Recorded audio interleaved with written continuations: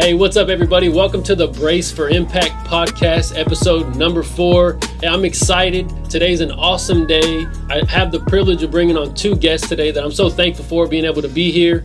And if you haven't already, you checked out some of the other podcast videos that we've had. Go ahead and give them a view, watch them. If you could share it. We're just trying to just let people get healed in this moment with just normal everyday stories and just conversations that we can have, I believe, is what's going to ultimately, make a greater impact in this world today. So, but without further ado, I want to go ahead and introduce who we have today. I have Henry Thompson, a good friend of mine for about almost a year. We've known each other. And I'm so thankful for him in my life. He's helped me along my journey, my spiritual journey. I'm thankful for him to be able to be here. And then we have one of my best friends of all time of, 20 years or so that we've known each other, that we've grown up together, the best man in my wedding. Just a really good friend of mine. I believe his story and what he has to offer for people is very unique. And I'm so thankful for them to be here. So, Henry, if you want to say a little something, man, just to give a shout out to whoever, man, and just kind of address the audience, man. Go ahead. Well, as I told Tito before I got here, I'm just thankful to be here. It's an honor, honestly, to just speak to whoever's going to listen, whoever's going to see this, and just even if it's that one person that gets healed by what we're getting ready to share today, it's truly an honor. I don't make light of this moment or this situation, so I'm just grateful. I really, really am. Grateful. Joey? Man, Henry, you took the words right out of my mouth. Really just thankful to be here. Just to share my experiences, listen in on Henry's experiences as well. And just, try to reach at least one person because, that one person can then again reach somebody else. And, that's good. That's really what we're here for. That's right. Hey, I'm sure by now you've already seen the way the world's gone, how everything is upside down, how there's just so much turmoil and chaos. And in the midst of all that, we can really lose hope, or we can really lose our values, or what it is that we hold close to our hearts and cherish. And so today I feel like is a necessary conversation while the moment is happening. Obviously, we see the racial tension that's going on around the world and the protests and everything that's going on because of George Floyd and what happened to him. And so our prayers and condolences go out to him and his family. But I'm just thankful for this opportunity that we get to share today. And I'm thankful, and ultimately, today how I just kind of want to start the conversation, because this is obviously something that, needs to be addressed and needs to be talked about during the moment. A lot of times when something happens, and me and Henry were kind of talking about this earlier, was like anytime something significant happens, it's always like 3 or 4 months down the line, like, hey, let's plan something, and then we'll do something, or we'll raise some money, and then we'll give back. But 4 months down the line, where I feel like the heat and the tension of the situation has kind of already gone away. And I feel like this is a perfect opportunity during this time, not only there's a pandemic of virus, I think there's a virus still out there, but not only that, but then we have this other situation, and I just, event after event after event just keeps happening. And, so I just want to kind of, I want to hear Henry's perspective a little bit first of kind of how do you take all this, Obviously, as a black man, as a black friend of mine, a brother, I don't even think of as a friend, and where you're at in this season of life. What do you think of all this? What do you see in all this, and what do you think, God ultimately is trying to let you understand during this time? I think more specifically, the way that I see it, I try to always see it from, not to sound super duper cliche, but like from the kingdom standpoint. Yes. I mean, ultimately, we see these things going on, and I think I was talking to you about this earlier. Mm-hmm. I said whenever you have major problems going on, like spiritually, what's going on? If you think of a woman giving birth, and I talked to you about this, you think of contractions, and contractions are very painful. That's good. And when you have painful experiences going on throughout the earth, spiritually, what is God trying to birth? What is He really trying to give birth to in this hour or in this time? So just noticing it and really taking that perspective, not to panic, but to really say, okay, Lord, what are you doing in this hour that I need to be a part of? Who do I need to reach out to? Who do I need to speak to? Yeah. What is my position right now? And so just seeing it from that perspective really gives me clarity and peace. And that's good. And obviously that's taking you, plenty of years and a lot of tears and a lot of prayer and a lot of discipline for you to be able to get to that point. Maybe not a lot of people understand what you've gone through, because we can obviously agree, obviously there is an issue, there is a problem, in America, or maybe not just in America, but in other places of the world as well too. Whenever it comes to racial profiling, and these are real things. But for you to get to the point and place where you're at now, but what you had to do and all that to get to that point is before all that. My question is how do you get to that point? You know what I'm saying? Is it just you have to just have the right type of prayer and then you wait, or is it going to be I love John Wick 3. I'll go ahead and say it. What I'm saying? It's one of my favorite movies, but there's something very significant in that movie. He says, if you want peace, prepare for war.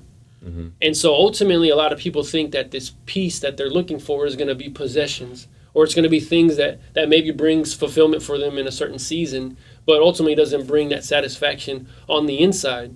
And so if you want peace, God's peace, I can only imagine what you have to go through. And I mean, I know in my life, when I look back and what I've had to go through and all the circumstances and all the breakthroughs that I've had to have in order to be able to have the faith that I have, But ultimately, if we're looking for God's peace throughout the world, if we're looking for God to come in this moment and really shed peace on it, I mean, if that phrase kind of has a truth in it, if you want peace, prepare for war, this is God's peace that we're seeking. Just imagine what type of war. And the thing is what I want people to understand is it's not going to be necessarily a physical war. Obviously the Bible says that our war isn't against flesh and blood, but it's against the principalities and the darkness of this world. And so that's what we have to get to the basis of is understanding is that this necessarily isn't a left versus right, a white versus black issue. It's more of this is evil versus good. And this is that time and this is that hour. And this is what we're seeing. But what you're seeing is a result, and the result of many years of people feeling a certain way and feeling oppressed and hurt. This is that illustration of that, And so I know, like with Henry, because you obviously have this amazing relationship with God, that's what holds you, But I'm pretty sure there's times where maybe you feel, under pressure, or you feel like, man, maybe it's just, maybe that is the problem, and you can maybe feel insecure about it. So I don't know if you want to kind of share a little bit about that, and then I'm going to get on to Joey. But I know, like we were talking about earlier, like you just. You could hold that, or you could use that as a way, like as a clutch, but you choose not to. You choose to keep going. Yeah. I think, like I was talking to you about earlier, just making sure I guard my heart, especially since a lot of this stuff is being bombarded. You can't look somewhere and not see it.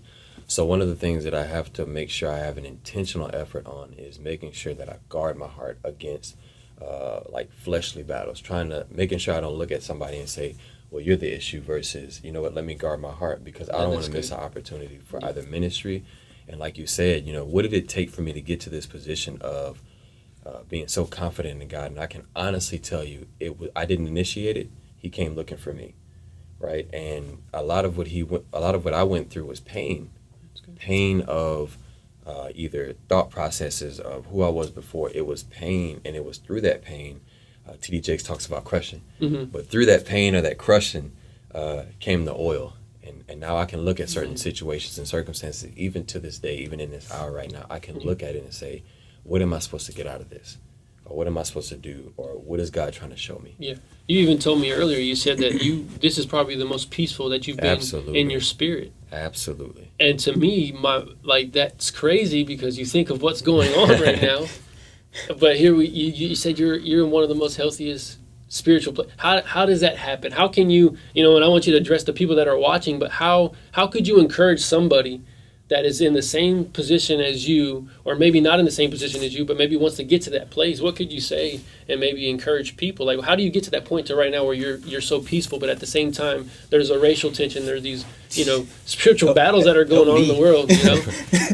Honestly, this is something that God has groomed me with over the past years, man, and it's just having an intentional effort to spend time in His presence.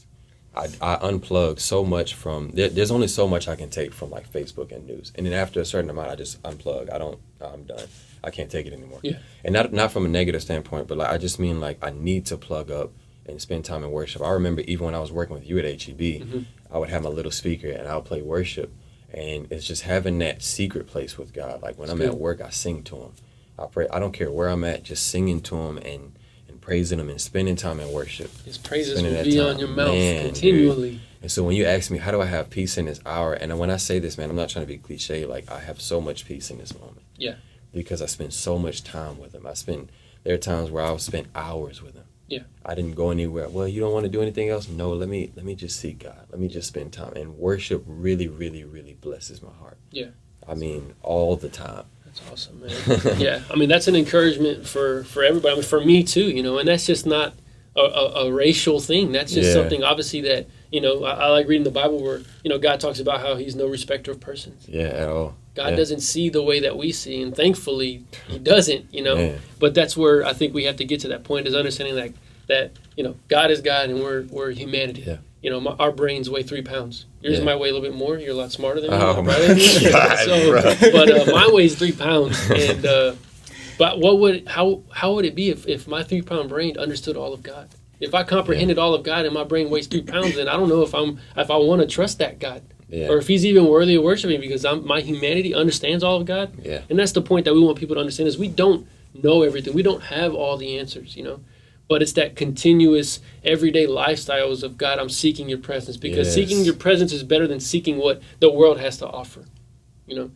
But I just want people to understand, like, Henry's perspective and where he is in his life. It you know, it looks good, but a lot of times people don't understand the battle that you have to go through in order to get to that place. Man, it's we're damaged goods. You know, we're damaged goods. It's kind of like if I had $100 bill and I were to crumple it up, you know, is it still $100 bill? Absolutely. You can still use it, right? Absolutely. And so what I want to kind of do is just, you know, you kind of heard Henry's perspective. We'll come back on Henry, but I want to kind of shift it to Joey, because I've known Joey for almost all of my life.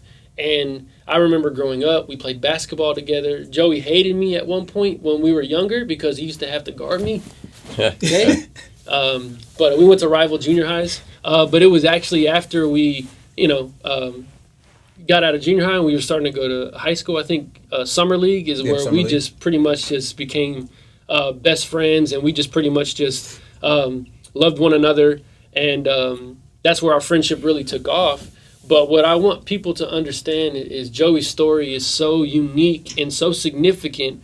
And during this time, I don't know, I have to hear him talk about it, because I've been trying to wrap my mind around it. I've been trying to wrap my heart around it. But kind of share a little bit of your story, Joey, of where you are, how you were raised, and where you stand at during this whole entire racial tension, because obviously it's a little bit different than most.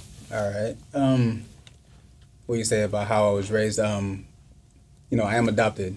You know, I never knew, you know, my biological parents, so I'll just, you know that. Yeah. My father, who did adopt me, is a white man. Bill, you're watching. Oddly enough, he likes Tito more than he likes me. Hey. But, you know, growing up in Alvin, Texas, you know, a lot of people know that's, you know, it's a predominantly white town. Sure. And, you know, there is a lot of racial tension there. Close to Santa Fe. Really close to Santa Fe. And growing up there, I did experience a lot of that, you know, 12-year-old kid riding his bike down the street, and, you know, people are driving by in their, you know, big lifted trucks screaming out the N-word at me. You know, I'm 12 years old, you know, I can't really do anything about it, you know, but it still hurts. Yeah. Then, you know, fast forward to, you know, a couple of years later, me and a friend of mine are walking down the street. Another lifted truck comes up behind us and literally chases us through a neighborhood, you know, screaming out the N-word and, you know, go back to Africa, all this other stuff. First of all, I'm not from Africa. Let's get that straight. Yeah. But, you know, it was tough. You know, it was real tough growing up. And then, you know, growing up with you, you know, you got to see, you know, we saw each other, you know, struggle. Mm-hmm. With everything, you know, I've seen you at your lowest, you've seen me at my lowest, and, you know, I feel that your story, I think, is ultimately, like, my thing is how is it that somebody that's a different color than you, how is it that we could love, and how is it that we could become best friends, and how is it that we could just be so close when at the same time somebody who's a different skin color than you is driving behind you, chasing you in a truck, and just, you know, yelling out all these words. I'll never forget it. Whenever we were, you know, I think it was ninth grade, we were going to go play against Santa Fe, And I remember I had never witnessed what we had to witness that day. On the way there, they were having a protest. I think it was like the white supremacists or the KKK or something. And I remember we had to get escorted into the game. And that was the first time it had ever became real to me at that moment. Like, you know, and you just hear stories of like, oh, don't go here, don't go there. Or you'd hear something about some significant thing that happened in like Jasper, Texas or something like that. Yeah, but then witnessing that firsthand, it's, yeah. You know, you start to understand it because it, you know, it then becomes real. Yeah. Because at first you just hear the stories like, oh, that can't really happen. Yeah. And then you see it and it's like, oh, yeah, this happens. Like, this is what, you know, people go through on a day-to-day basis. And, you know, going back to what you said about how me and you can, you know, just be friends and not really look at, you know, skin color or anything. Yeah. I really think that's just getting to know each other, really. Because like I said, no, I didn't like you at first, and that was because of basketball. It wasn't because of his skin color or anything. Yeah. It's just, you know, me actually getting to know you, you getting to know me, realizing that we're the same. We're the same. We're people, you know. You know, I have flaws, he has flaws, you know, and I accept him for all of his flaws. He accepts me, I hope. But, absolutely. You know, and that's just what I look at. And when I look at you, I can't say I don't see color because then I was like, that's me saying, you know, I don't see you. Yeah. And I guess my question too is like, well, you were going home and seeing the same colored people that were, you know, discriminating against you. Well, that's who's raising you. Man. Exactly. Who's raising you as a white man. And so like, that's where I feel like you could probably easily get wrapped up and be confused of like, what I don't, like, what's going on? Like, there is a problem, but here I have my, you know, not my biological father, but my dad who's raising me, you know, as his own, who's loving me, who's caring for me. And then it's just like, but how do you juggle that? But if you go and it's just sweeping dust under a rug, obviously this is the result of sweeping dust under a rug for so long. Oh, exactly. And this is the result of that. The dust is starting to show, and now us as a nation, we have to address that dust. And it can't. The rug wasn't big enough. You know what I'm saying? Like, eventually you're going to have to pay the piper. You're going to have to address that there is an issue, that there is a problem. You know, but I just want people that are watching to know where you stand as far as like how do you, what side, or like how do you go about what's next for your life? Because here you know, you're a black man in America, but at the same time you're the father that raised you is a white man. Like, where do you sit? How do you stand? If somebody else is out there that maybe be going through the same situation as you, what would you tell them, or how would you be able to encourage that? Well, see, I can see everything, you know, from both sides. And, you know, me and my dad, we were actually talking the other day, and you know, he grew up in Louise, Texas, predominantly white. Sure. His family is, you know, they're not really welcoming of me. Sure. And, you know, also obviously my brothers and what my dad was doing by adopting, you know, two African American males and two Hispanic males. Yeah. You know, so, you know, I just look at it as, you know, we're all humans, we're all people, we're all, you know, children of God. That's right. And I can take a side because I do. Part of you wants to. I want to be out there. I want to, you know, I am for, you know, Black Lives Matter, all that stuff. I am Sure. for all of that. Sure. And so is my dad. But at the same time, you know, I can't look at all these white people and be like, okay, all of y'all are bad. Yeah. I'm gonna hate you, and you. I can't do that because you know my father is white. Yeah. And you know the same way I love him, I'm gonna love Josh over here. I'm gonna love good. you know you. Yeah. I'm gonna love Henry. That's right. So it's just I can't. It is tough to juggle sometimes, but I can't be like, you know, it's me. It's about me. I can't say it's about me. It's about everybody else. Sure. I think the other day when me and you were talking on the phone or we were talking on a Zoom call, I think it was, and you were talking about the hardest thing is because of your son. Exactly. You know, obviously your son is mixed too. Yes. You know, his mother is not a black woman. Mm-mm. And so you said, you know, that Devin, your son, had asked you something, or he asked you something the other day. Yeah, he was always seeing, you know, if I'm scrolling on my phone and he would see a video of a cop car on fire, or people yelling at the police. And he asked why people are so upset or why people are mad. Mind you, he's 6 years old. Yeah. And I tried to explain to him what was going on and what had happened. Yeah. And I have to, as a dad, I have to prepare him, for when he gets older. Yeah. Because there are different conversations that have to happen, and that's because he's not going to be looked at the same because his skin tone. Yeah. So I have to tell him that when you grow up, life isn't always going to be fair to you. Mm. And it really sucks to say that to a 6-year-old kid, man. But sorry, I can't. Like some of the stuff that his friends might get to do or might have, he might not necessarily get to do, and that's just because of the color of his skin. Yeah. And it's hard to explain that to him, and him ask me why. And it's just I don't really know how to get him prepared for that, except for just having those different conversations. Yeah. Where if he was to get pulled over by the police, what to do. Yeah. Or you might somehow fit the description. Sure. So I don't want him to live in fear every day of when he has to go out into the world and do stuff. But at the same time, if nothing changes, that's what's going to happen. Yeah. Because I've been living with that fear, every day of my life. Sure. And it sucks. Yeah. My dad was telling me the other day, he's, he prays every single day when he knows that I'm out, because he doesn't want me to fit the description. He doesn't want my brothers to fit any kind of description. Yeah. He always wants us to come home.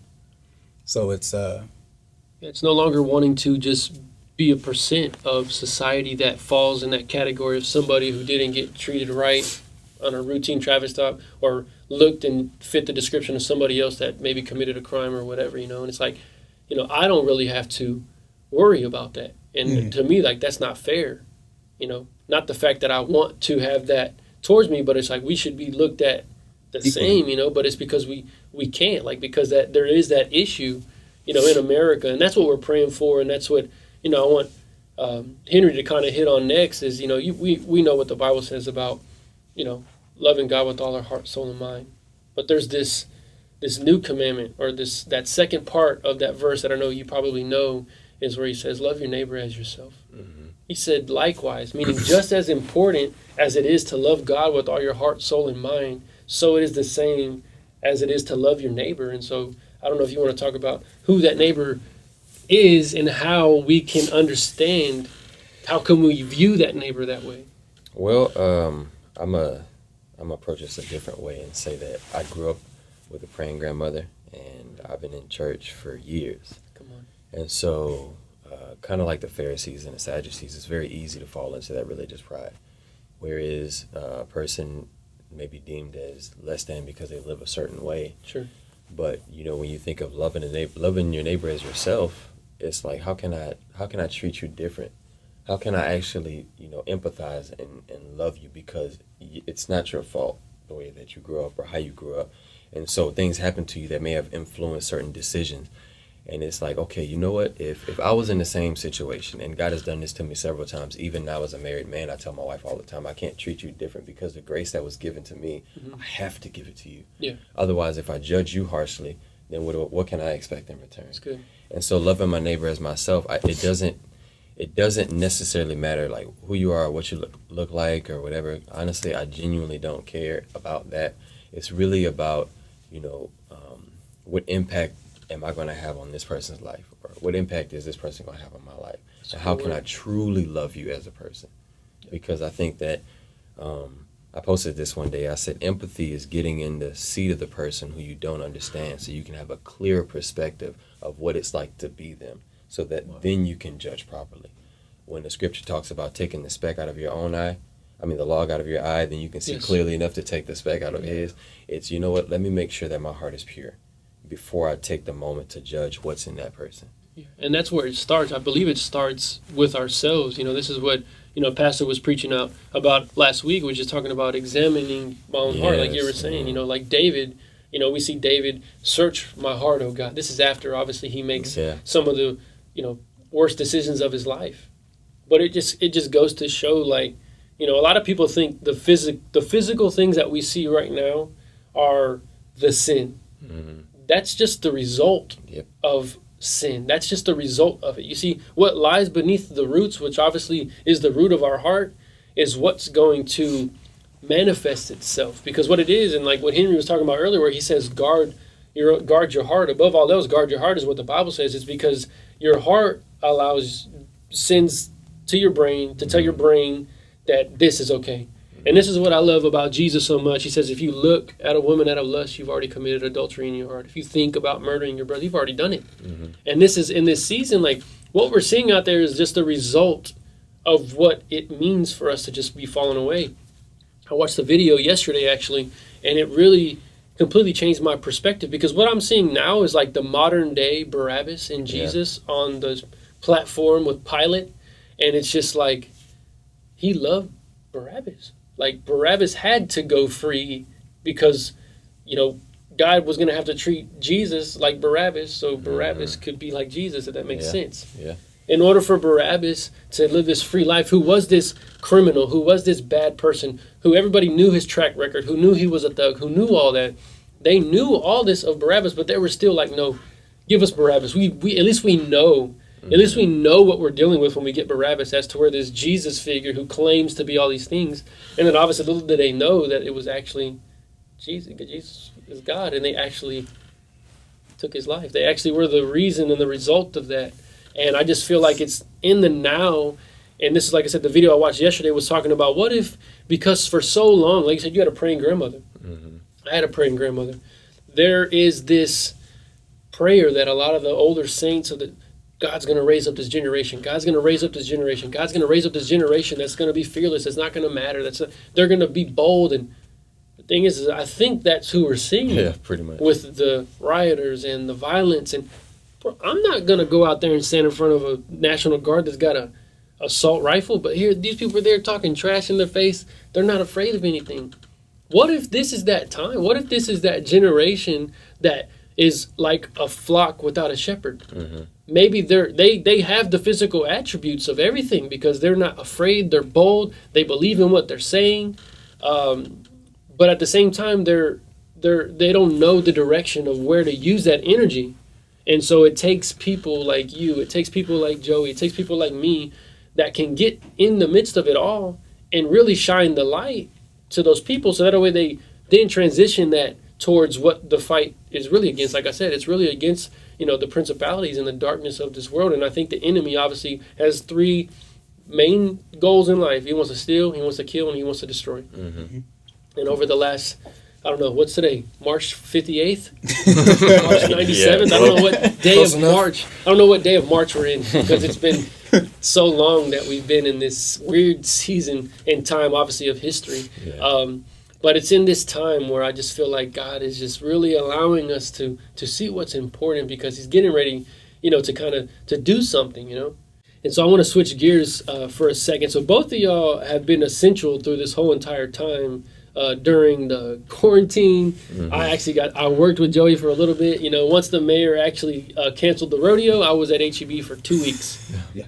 And my jersey's still hanging in the rafters over there. You know, I had like a sales record and stuff like that. And I don't know if it'll ever be touched or not, but y'all are both essential.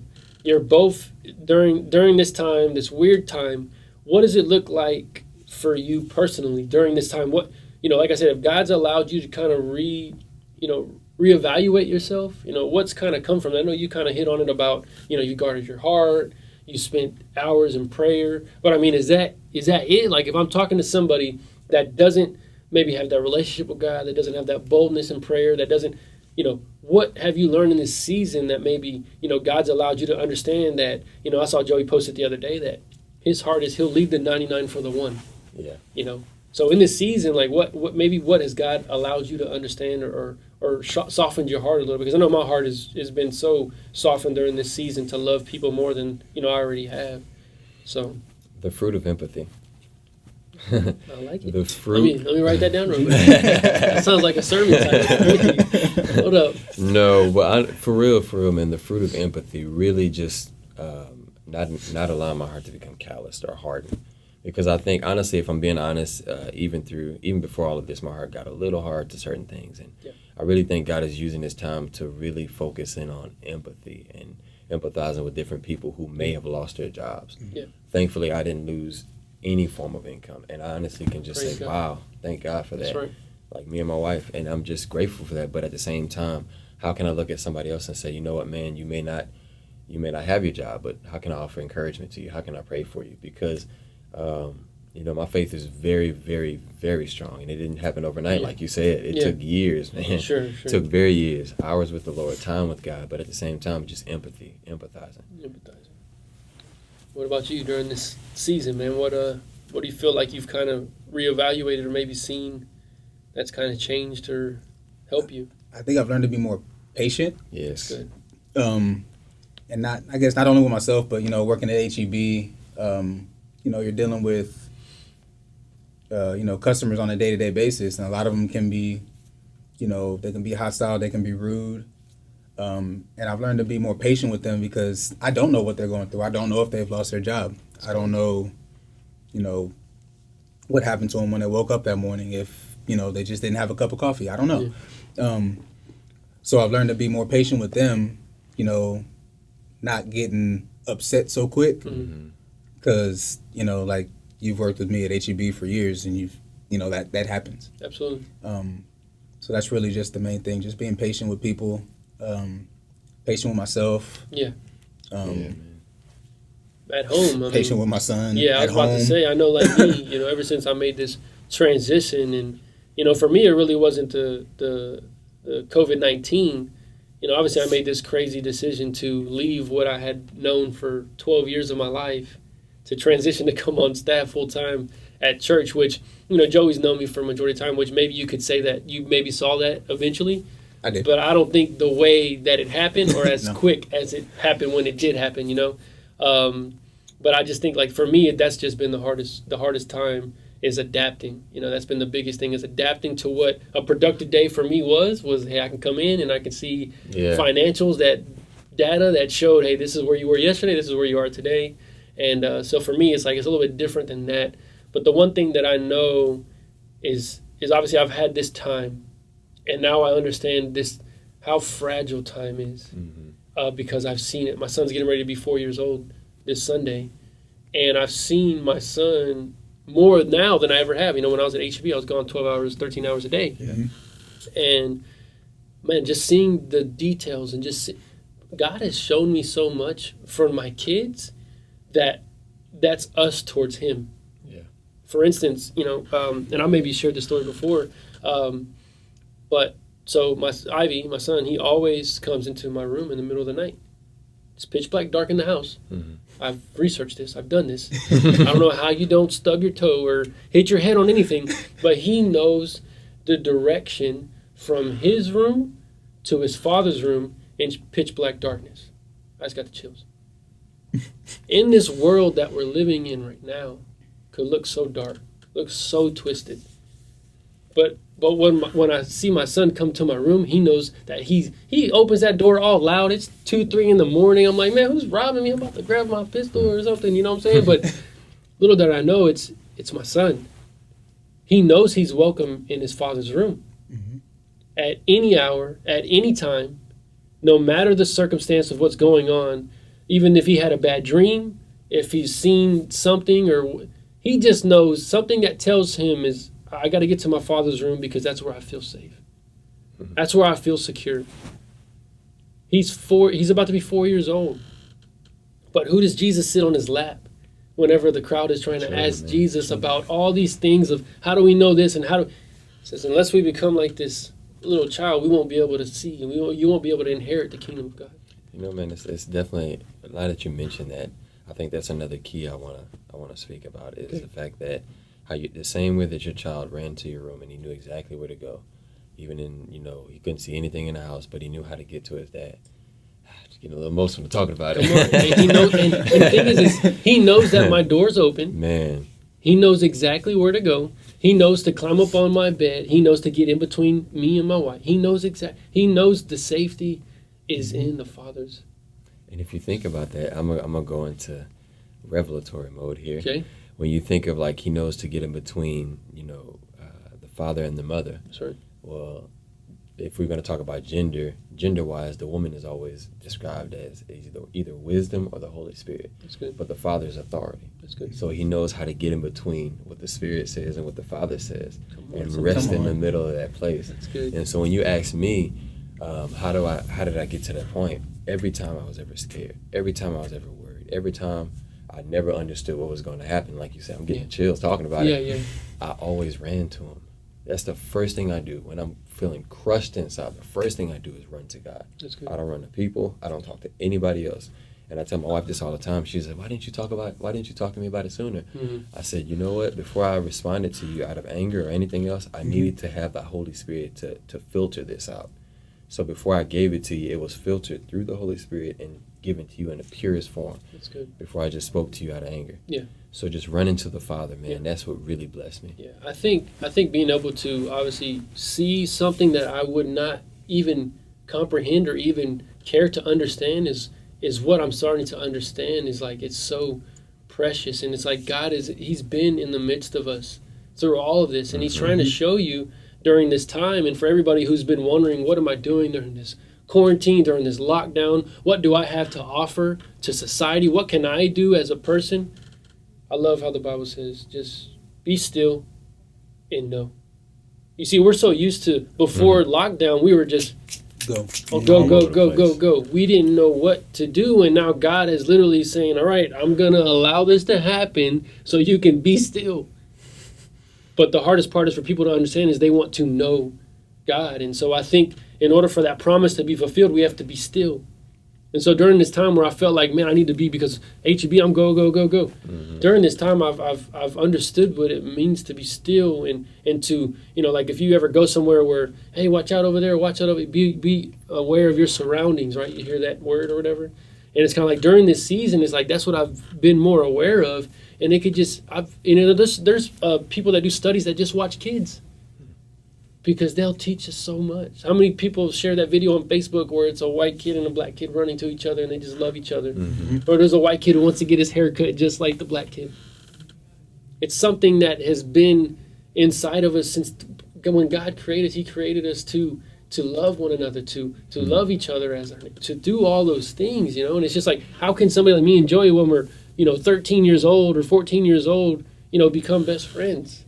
Man, now that you mention that, it's like, how does that happen? How does that get into society when you see two children, running to each other of a different race, just loving each other? And when you said that, the first thing that came to mind was a parable of the wheat and the tares. When he said, didn't you plant, wheat? And the first thing he said, an enemy has done this. Mm. And so from the purest form of a child in seed form when he grows up to when he comes into adulthood, what happened in between that space of time? An enemy sowed that stuff. Yeah. Whether it be through, like, you were talking about, when you think like generationally, man, what we're seeing right now is a result of sin and this and that and the other. But what happened before that? Iniquity. Iniquity is generational. Iniquity is inward perversion of the heart. Yeah. So if my heart becomes perverse, then what I put out is going to be sin. But if it's pure, then what I'm going to put out is what? The fruits of the Spirit: love, joy, peace, goodness, meekness, kindness, long temper. Long suffering. You know what I mean? That's good. So just paying attention to that, like, how can I get back to that pure spot? Yeah. Where I don't see the things that the world has taught me to see, but I see things through the lens of the Holy Spirit. That's good.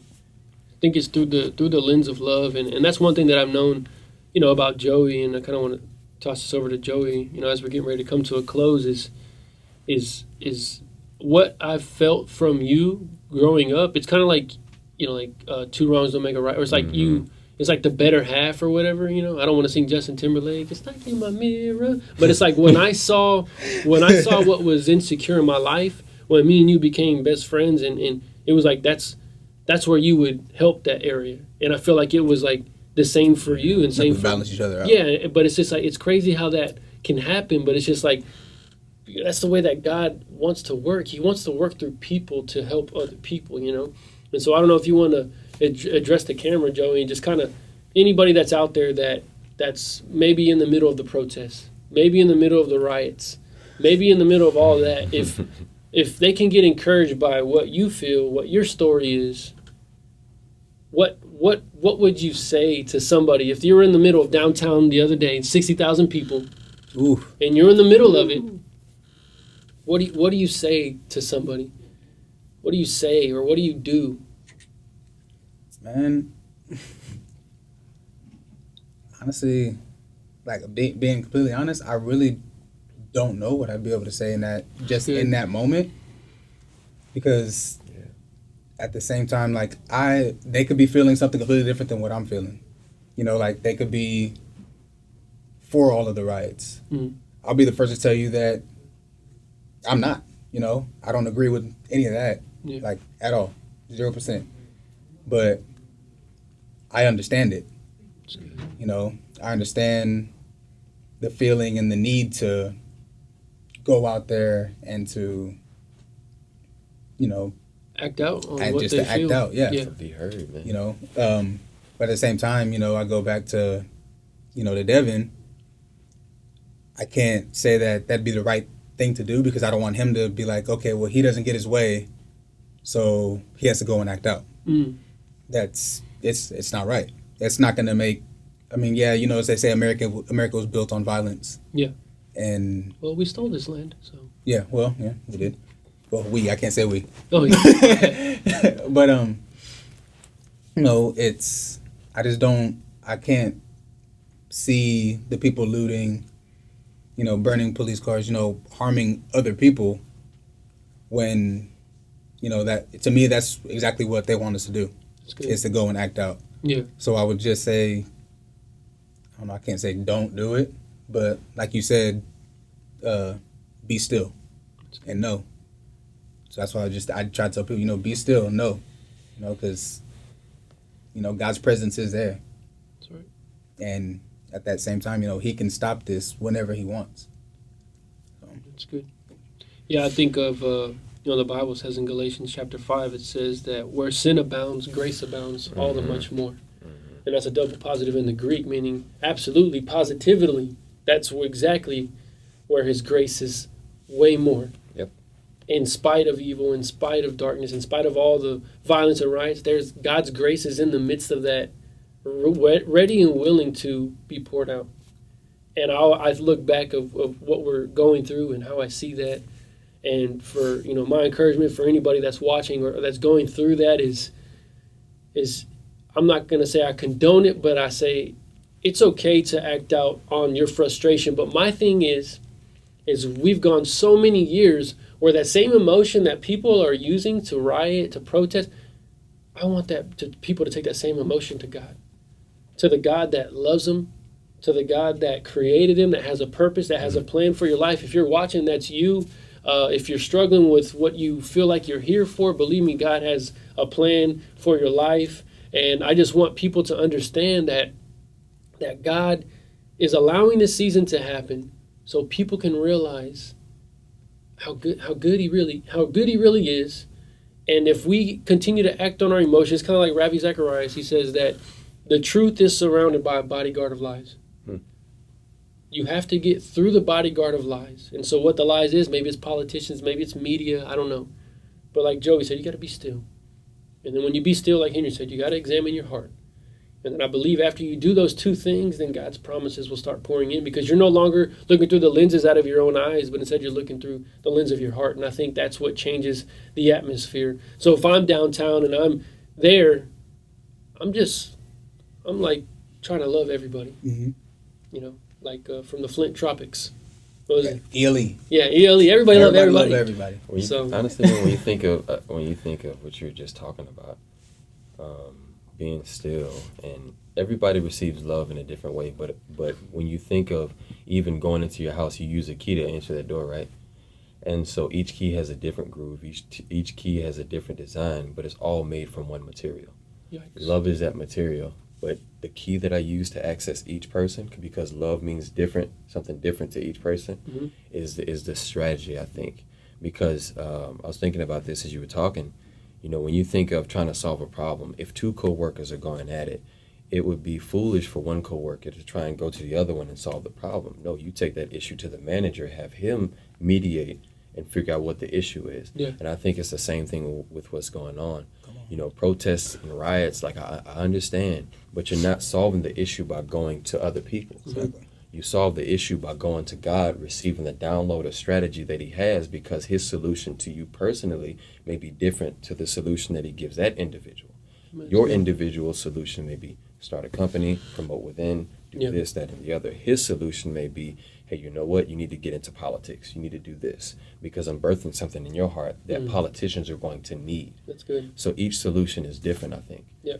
And knowing how to love that way. Yeah. From God. You know what I mean? Yeah. I think that's taking notes important. on all this. Yeah. Golden nuggets. Man, I'm telling you, man. But man, I'm just so thankful, man, for both of y'all to take time out of y'all's days, out of y'all's schedule, to be able to be here, But I felt like, man, we could have 50 different chapters of this conversation because I guess and I don't even know what the answer to this problem that's going on in America, what the answer people are looking for is probably not the answer that they're going to get. Yep. But you see that, the Bible says that God, what the enemy intends for evil, God turns it around and uses it for his good. And this is a perfect display of exactly what I believe God is getting ready to happen. And so what I want people to understand is don't quickly, like Joey was saying, be still. Don't be quick to judge people. Mm-hmm. If God's working in this season and it's being patient, there's a significance behind that goes beyond just you making decisions at work. Mm-hmm. That patience that's a gift that not a lot of people get. There's a lot of people that wish they could have patience, that would love to have patience. So cherish what God is bringing to you in the season, because when we get out of this crazy season, there's going to be a significance for that patience. If God's dealing with you to be able to be spiritually disciplined in this season, or he's pouring into you or revealing things to you in that, cherish that. Whatever it is that you're struggling with, or whatever it is that you feel like God is helping you in this moment, just cherish it in this moment. And then when you realize when we get out of this crazy season, we're going to look back and just be like, I think the Bible talks about it. Whenever we finally see the enemy for who he truly is, we're going to be like, this was him? Mm-hmm. This is the one my whole entire life that was trying to ruin everything? Like, come on. And so I just want people to understand and be encouraged that that's exactly how it's going to happen. It looks tough. It looks hard in this moment. But if it's worth anything, it's going to cost something. And if getting out of the season is worth anything to you, it's going to cost some things. It's going to cost some broken relationship. It's going to cost some things. I don't know how many people I've seen that says that they've deleted so many people off of Facebook and their friends list is getting shorter. And so, but what I just want people to understand is it's these conversations, they have to happen. And then my last question for you two that I love so much is for somebody like me that is not of color. Or actually, I don't even know what I am, to tell you the truth. Somebody told me I look like I'm from Jordan the other day. Not Michael Jordan, but like Jordan. Middle East. I've been getting a lot of Middle East references. I think maybe the red beard, maybe. I don't know.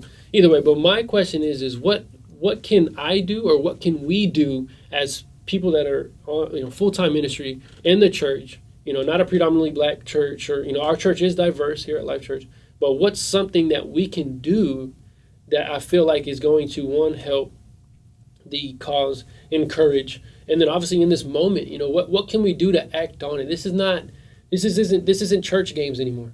We're not here to play church games. We're not here to all right, let's plan and execute this sometime later on when hopefully everybody forgets. No, this is what can we do now. So as me, as a student, young adult pastor, what can we do? What can I do? Y'all can take turns, or y'all can just go at it all at once. Just don't go too hard on me. But, what can I do? What is the best posture in this season that is going to help you and other people? Well, I don't see it as like you're not doing anything at all. Sure. You're, just continue to reach, everybody like you've been doing. Like I told you, since your speech at my wedding. Yeah, pretty much. Like you've, the way that you, approach situations and approach people, keep doing that. Keep reaching out to people. Keep, that hand on people, because, before all of this, that's what you did. That's what made you who you are. Yeah. the way that you interact with people, and that's not really what I love about you the most. So just keep doing that. Just keep being yourself. Keep reaching out, and just being transparent with people. Exactly. Yeah. I think honestly, ultimately, what I would definitely say is to add to what he's saying. Yeah, definitely keep doing what you're doing. Yeah. You know what I mean? Keep doing that, because you reach out to people in a way, no matter who they are and what they look like. You reach out to people in a way that makes them feel like, man, you know how like a father can have many children, but it feels like to that child he loves me a little bit more than he loves me. You know what I mean? And I say that, I give that analogy to say, man, that's how I felt when I was working with you. Yeah. I felt like, even though so many people, I felt like, man, this is genuinely a brother. Like, I don't feel like, I don't feel threatened. I don't feel this, that, or the other. But just keep doing that. And honestly, one more thing I would also say is, whatever platform God blesses you to have, like, continue using that, man, to help, to be a voice. Because some people don't have a voice, man. Yeah. And this is not an accident, bro. This is not an accident. We're not here by accident. This is predetermined in the mind of God to raise up 3 gentlemen to sit in the room at one time. I was only at HEB for a couple months. Tell me that's not symbolic or prophetic for whatever reason. Like, we were supposed to meet. That's right. I guess that's crazy for him to say, because everybody at HEB still always asks me about you. Yeah. Just because we've known each other for so long. That's right. I was like, it's crazy to see how much of an impact that you've had on so many people's lives, even if you've only known them for, like with Henry, only a couple months. Man. Like, me for 20 years, and you've had you're like the biggest influence on my life ever, besides my dad. It's him, and you're a close second. Sure. So, just keep doing that. There are very few people, man, that I feel very comfortable to share certain scars with, or to share certain things with. And I'm being honest, man. Like, you're one of those people that I can say, you know what? Let me talk to Tito about this. Yeah. Let me talk to, because it's one of the things that I never felt to you when I was with you at HEB was judged, or felt like I was going to be judged by something that I was having an issue with. I always felt comfortable enough, and you would even pull me to a side, and one of the things you got me out of was like this performance, like, I got to do this, I got to do this, I got to do. There were days, man, where we would just talk, and I'm so used to like feeling like, oh, this is going to happen if I don't work hard enough, and you really, it was a part of you that healed a part of me in that regard, or in that area, and it's that grace that you showed. So I would say, man, please continue to do that. I think it's God knows what people need in a certain season, and everybody's reason is completely different. I shared with Josh, because somebody like Josh, he's so detailed. Josh is the creative director here at Life Church, and he's helped me in so many ways, being able to adapt when I came on staff here at church. He helps me so much. He's so detailed. He's so organized. He's so passionate about what he does. And sometimes he can get caught up so much in what he, if it's everything's perfect and all the examples, and my mind's not triggered like that. His is. And one thing that, I feel like God's calling him or stepping into is actually like speaking, like preaching or speaking or whatever, and I feel like he's trying to do the same thing when it comes to that. But what I'm trying to let him know, and this is like the same thing, like what I feel like my life is I'm not saying don't prepare. Obviously, being prepared, having a plan, all that is awesome. But my thing is you want to make sure that you leave room for God. We must decrease and he must increase. Leave the room for God to do what he's going to do. If he's real and he's going to show up and you are holding him and expecting him. How many years was it from the Malachi to Matthew? It's like 500 years with no sign of God, pure darkness with nothing. But when you pick up in Matthew, it says that they were expecting. How does that happen? So whenever you're trying to be detailed, my thing is I'm always trying to expect God to move in somebody's life. Because the one thing, if you look at HEB and all the people that maybe I've been able to talk to or love, and they feel a certain way, they're different. They're all different colors. Oh, yeah. All different races, all different perspectives, all different thoughts, all different lifestyles. But the thing that brings it all together, and everybody's, man, like, I felt love. I felt compassion. And you look at somebody like Jesus, and that's exactly what he brought, and that's what he still brings today. I'm no longer satisfied with just going to heaven. As crazy as that sounds, I'm no longer with just satisfied going to heaven, but instead I want to see heaven here on earth, and I believe God's allowed us to do that. And God trusts certain people to be able to show that to people that, if God is unconditional love, and our minds can't comprehend all of that, But if we can display certain things and aspects of that for people to just feel, that lady said, if I could just touch the hem of his garment. Mm-hmm. People were following Peter's shadow because they felt something whenever they were around. And that's what I want people to understand is it's not necessarily about where I'm at, what I'm struggling with. It's like, no, can I keep pushing through and keep worrying about somebody else whose problem is maybe worse than mine or is going through a problem, and then in that process knowing that God's going to heal me from whatever it is that I'm struggling with, then it becomes not significant at all. But every time that I see somebody or I hear somebody or I start to know somebody, it's like if I have the vaccination for COVID-19, which I don't, by the way, I'm not going to, but it's like if I had this cure to this virus and I held it for myself, what good is in that? What a coward I would be. But if there's a way that I can show the love of God to somebody, if God's allowed me to be able to do that, then that's what I'm going to do. I thought I was going to do it while I was selling meat for the rest of my life, but God had other plans. Yeah. And so I'm just thankful for the opportunity, and I'm just thankful for everybody here. So, hey, if y'all tuned in and was watching, I'm so thankful for each and every single one of you. Henry, give one last shout out, man. I'm so thankful for you to be able to be here. Joey, y'all say one last encouraging words for somebody out there. Man. God is good. Yeah, all the time. All the time. You know Glory. But hey, we love y'all. We're so thankful for you. Go ahead and share this, like it, comment on it. We're just trying to let it reach however many people we can. And remember, we get better in this together. Yeah. That's the way out of it. So hey, I love y'all. God bless. I'ma get it right now.